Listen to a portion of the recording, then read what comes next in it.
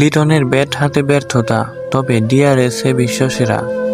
শেষ হওয়া অস্ট্রেলিয়া সফর বাংলাদেশের ক্রিকেটে ইতিহাসে স্মরণীয় হয়ে থাকবে। 23 বছর পর অস্ট্রেলিয়ার মাটিতে গিয়ে ডারউইনে প্যাট কামিন্সদের হারিয়েছে বাংলাদেশ।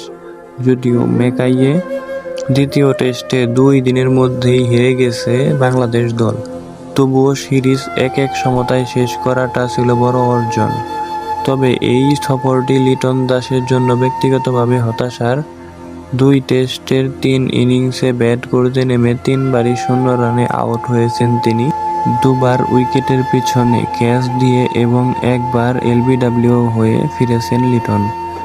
ব্যাট হাতে ব্যর্থ হলেও ডিআরএস নেওয়ার ক্ষেত্রে লিটনের রেকর্ড অসাধারণ।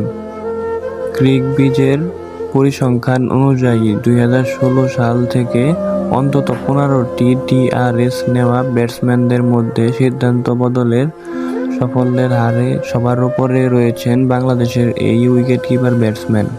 লিটন মোট 16টি রিভিউ নিয়েছেন, যার মধ্যে 11টিতেই আম্পায়ার সিদ্ধান্ত বদলেছে, অর্থাৎ তার সাফল্যের হার 68%। প্রায় প্রতি 3 বারের মধ্যে 2 বারই সঠিক প্রমাণিত হয়েছে লিটন দাস। এই তালিকায় লিটনের পর আছেন ভারতের চেতেশ্বর পূজারা। তার 15টি রিভিউয়ের মধ্যে 9টিতে সিদ্ধান্ত বদলেছে, সাফল্যের হার 60%।